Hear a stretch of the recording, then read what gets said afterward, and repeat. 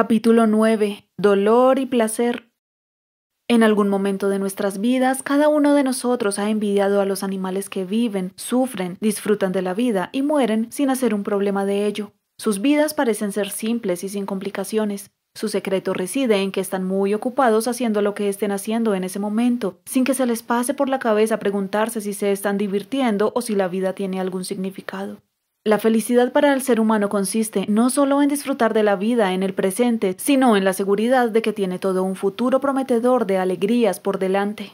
Sin lugar a duda, el cerebro humano es mucho más sensible que el de los animales, lo que enriquece inmensamente su vida, pero pagamos muy cara esta prerrogativa especial porque el mismo aumento de la sensibilidad nos hace especialmente vulnerables a los dolores intensos. La sensibilidad requiere un alto grado de blandura y fragilidad. Los globos oculares, los tímpanos, las papilas gustativas y las terminaciones nerviosas no solo son blandos y frágiles, sino también perecederos. Si queremos placeres intensos, son inevitables los dolores intensos. Es más, parecería que ambas cosas deben alternarse de alguna manera, puesto que el placer ininterrumpido es un estímulo que o bien empalidece o bien se incrementa. Una dieta continua de comida sustanciosa o destruye el apetito o nos lleva a la enfermedad.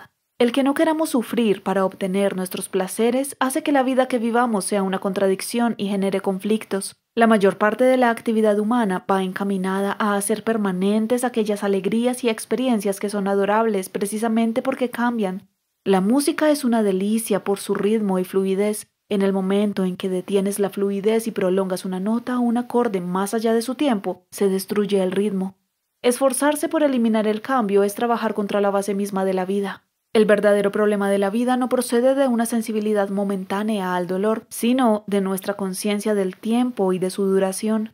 El objeto de terror muy a menudo no es una operación a la que vayamos a someternos en el futuro inmediato, sino el problema del alquiler del próximo mes o la amenaza de una guerra o un desastre social o de la enfermedad y la muerte. El terror puede provenir incluso del pasado. El poder de los recuerdos y de las expectativas es tal que el pasado y el futuro son más reales que el presente. La alegría de ahora mismo puede casi llegar a ser anulada por el pánico del futuro. Si para disfrutar de lo que el presente tiene de deleitable tenemos que estar seguros de que el futuro será feliz, no hay duda de que estamos pidiendo la luna. Nadie puede tener esa seguridad. Por tanto, es necesario investigar en profundidad qué es lo que el ser humano está realmente buscando, y es obvio que está buscando algo a lo que anclarse para poder apreciar la vida tal y como viene, con el dolor y con el placer. A eso podríamos llamarlo paz. La persistencia y la mutabilidad del mundo son el puro núcleo de su vivacidad y de su encanto. Estar de paso es vivir, quedarse y permanecer es morir. Un grano de maíz está solo a menos que caiga a la tierra y muera, pero si muere, da mucho fruto. El movimiento y el ritmo son la esencia de todas las cosas adorables. Cada forma es un modelo de movimiento oculto y cada cosa viva es como el río. Si no hubiese manado, no habría podido fluir. La vida y la muerte no son fuerzas opuestas, son dos formas de mirar la misma fuerza, porque el movimiento del cambio es tanto el constructor como el destructor. El cuerpo humano vive porque es un complejo de movimientos, de circulación, de respiración y de digestión. Resistirse al cambio, tratar de aferrarse a la vida, es como aguantar la respiración. Si persistes en ello, te matarás a ti mismo. Cuando no acertamos a ver que nuestra vida es cambio, nos revolvemos contra nosotros mismos y somos como Ouroboros, la serpiente insensata que trata de tragarse su propia cola. Ouroboros es el símbolo perenne de todos los círculos viciosos, de todo intento de partir en dos nuestro ser y hacer que una parte conquiste a la otra. Lo bello y lo feo, lo bueno y lo malo, los polos opuestos interconectados son la esencia de la manifestación y su funcionamiento a la que llamamos vida. La especialización en verborrea, clasificación, diferenciación y pensamiento mecánico ha hecho que en la gran corriente de la vida el ser humano haya perdido el contacto con muchos de los instintos maravillosos que gobiernan el cuerpo y además ha conseguido que se sienta totalmente separado del universo. Y entonces cuando toda filosofía se ha disuelto en el relativismo y no puede seguir dando un sentimiento fijo al universo, el yo aislado se siente desdichadamente inseguro y asustado, viendo que el mundo real es una rotunda contradicción. Este aprieto es más social que individual, no está reducido a unos pocos, sino que se siente en todas partes. Casi todas las tradiciones espirituales reconocen que se llega a un punto en el que tienen que suceder dos cosas. Una, el ser humano tiene que rendir el sentimiento de un yo separado, y dos, debe afrontar el hecho de que le es imposible conocer o definir lo último. Estas tradiciones también reconocen que más allá de este punto queda una visión de Dios que desafía todo intento de ser puesta en palabras. También señala que esta visión es la restauración de algo que tuvimos una vez y que perdimos porque no fuimos capaces de apreciarlo y aceptarlo. Dicha visión es, pues, la conciencia nítida de este algo indefinible al que llamamos vida, realidad presente, la gran corriente, el ahora eterno. Una conciencia desprovista del sentimiento de estar separados de ello. En cuanto lo nombro, deja de ser Dios. Puede ser un hombre, un árbol, verde, blando o duro, largo o corto, átomo, universo. Por lo tanto, ese algo último que no puede ser definido o medido puede ser representado con la palabra Dios. Esto solo puede significar que no podemos conocer a Dios todo el tiempo, excepto cuando empezamos a pensar sobre Él. Esto me recuerda la respuesta de San Agustín a la pregunta, ¿qué es el tiempo? Lo sé, pero dejo de saberlo en cuanto me lo preguntas, dijo. Sin embargo, las religiones nos dicen que Dios es alguien o algo en quien podemos buscar sabiduría verdadera y guía. De hecho, esta clase de sabiduría a modo de dirección específica es insignificante.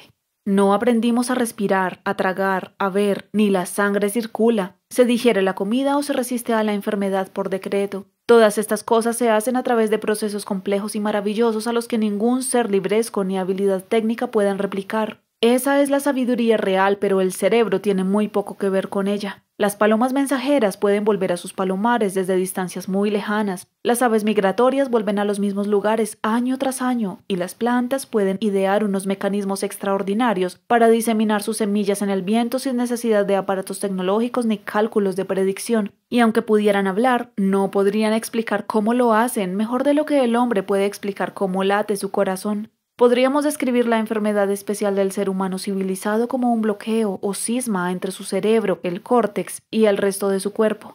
En lenguaje médico significa que hemos dejado que el cerebralismo organice nuestras vidas en una proporción exagerada sobre la sabiduría instintiva a la que se ha dejado caer en picado hacia la atrofia. De este modo, de una forma y otra, el humano civilizado está de acuerdo con San Francisco al pensar en el cuerpo como el hermano asno, pero incluso los teólogos han reconocido que la fuente del mal y de la estupidez no radica en el organismo físico como un todo, sino en el cerebro amputado, disociado, al que denomina la voluntad.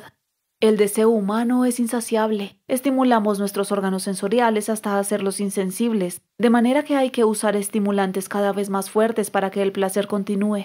El cuerpo, por autodefensa, enferma debido a la tensión, pero el cerebro sigue y sigue. El cerebro sabe que el futuro tiene un límite, y por tanto tiene que acumular todos los placeres del paraíso y de la eternidad en el plazo de unos cuantos años.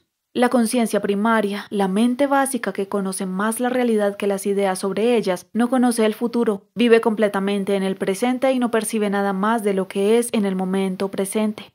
Sin embargo, el cerebro ingenioso rebusca en la memoria y hace predicciones que hacen que el futuro asuma tal grado de realidad que el momento presente pierde su valor, y así la economía listilla, diseñada para producir felicidad, no de realidades sólidas y sustanciales, sino de cosas abstractas y superficiales como promesas, esperanzas y garantías, es un círculo vicioso fantástico que ha de producir más y más placeres o desplomarse.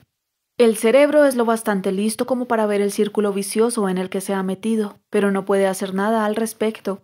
Ver que es irrazonable preocuparse no detiene la preocupación. Cada vez te preocupas más. Ningún lado quiere realmente la guerra, pero aún así, y como vivimos en un círculo vicioso, empezamos la guerra en previsión de que la empiece el otro lado y obtenga ventaja. Desde ese punto de vista racional, nos encontramos en el mismo dilema que San Pablo. Querer está presente en mí, pero no encuentro la forma de hacer lo que es bueno, porque lo que debo no puedo. El nudo de la cuestión no es que la voluntad o espíritu sea razonable y la carne perversa, sino que todo el organismo es una casa dividida contra sí misma, que no puede mantenerse en pie. Todo el organismo es perverso porque el cerebro está en contra de las vísceras, y la cabeza no es consciente de estar unida a la cola. Tiene que darse la comprensión completa de que la función del cerebro es servir al momento presente, el real, y no enviar al hombre a una lucha encarnizada tras el fantasma de un futuro que no existe. Cuando funciona como es debido, el cerebro es la forma más elevada de sabiduría instintiva. Ha de funcionar con el instinto de las palomas mensajeras y el de la formación del feto en el vientre, sin verbalizar el proceso ni saber cómo se hace. El cerebro autoconsciente, como el corazón autoconsciente, es un desorden que se manifiesta en un sentimiento agudo de separación entre yo y mi experiencia. El cerebro solo puede asumir su propio comportamiento cuando existe la comprensión de que la conciencia está haciendo lo que debe hacer, no retorcerse ni enroscarse para escapar de la experiencia presente, sino ser consciente de ello sin esfuerzo. Lo único que impide al cerebro ser consciente de ello es el pensamiento horizontal en el tiempo.